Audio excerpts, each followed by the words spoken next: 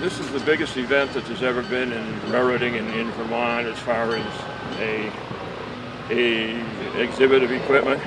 Kevin here, he's been instrumental in bringing all this equipment into town. And I'm going to let him tell you the story because he's the man who did it, and I really don't know how he did it. There's not many secrets. It was just about contacting and making connections. Through the years of the freelance photojournalist, made a lot of connections with all of the railroads that have participated today, and have continued to keep in touch with those folks and reached out and said, hey, we're doing Glory Days, and it's a worthwhile event. We're trying to build on it for the community of White River, trying to get people to town, and would you be interested in sending some of your equipment? To their credit, the railroads that are involved spent the money for not only getting the equipment here, but for the crews and the fuel and everything else, which is a complete donation basically to White River Junction for this event. So many thanks out to Pan Am Railways, to Vermont Rail System, who's actually hosting most of the active events on the Glory Days event, Amtrak for bringing their exhibit train out, and for New England Central for providing their tracks as well for the exhibit train and for the equipment that they're displaying here today. Well, the Society has been in existence since the 1930s, and it's a group of rail fans, people interested in railroads. They provide excursions. There's chapters all over the country and actually overseas as well. There's over 20,000 members in the NRHS. And our local chapter here, we have a monthly meeting. We have programs on different railroad topics. We have railroad professionals that come and talk, and railroad enthusiasts who've taken excursions show their slides and their pictures and videos. So it's a pretty good group.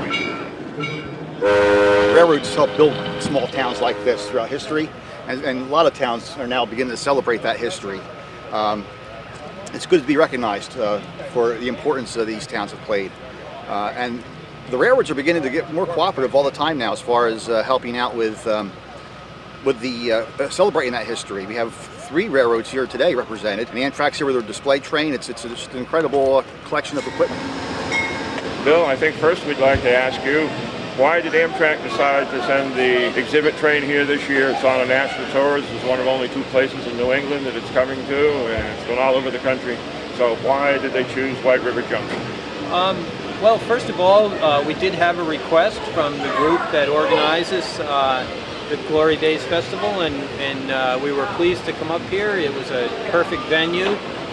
We consider Vermont one of our great partners across our system, across the country, and this was, like I said, an ideal situation.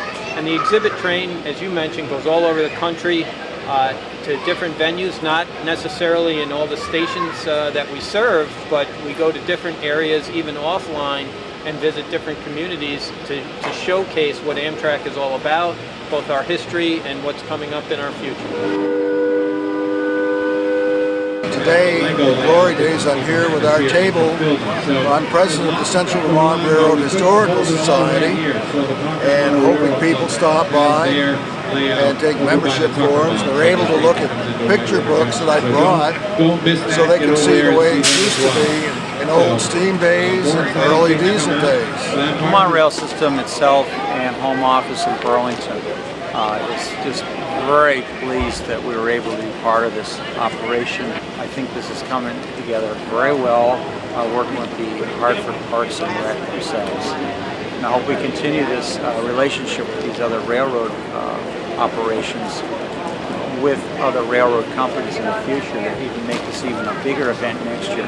If you missed it this year, you need to find out about this next year and show up. The more that the public knows about this and they bring more people, it makes a big enthusiasm for all the rail companies to actually have more people and more display equipment show up. Well, as you know, Bob, railroading is becoming a big part of Vermont and the nation. Is coming back from sort of a downstage for a number of years. We're glad you're here. We're glad the Vermont Rail System is here. We're glad for the 50 years that the Wilson family has put into making the Vermont Rail System what it is today. No, thank you.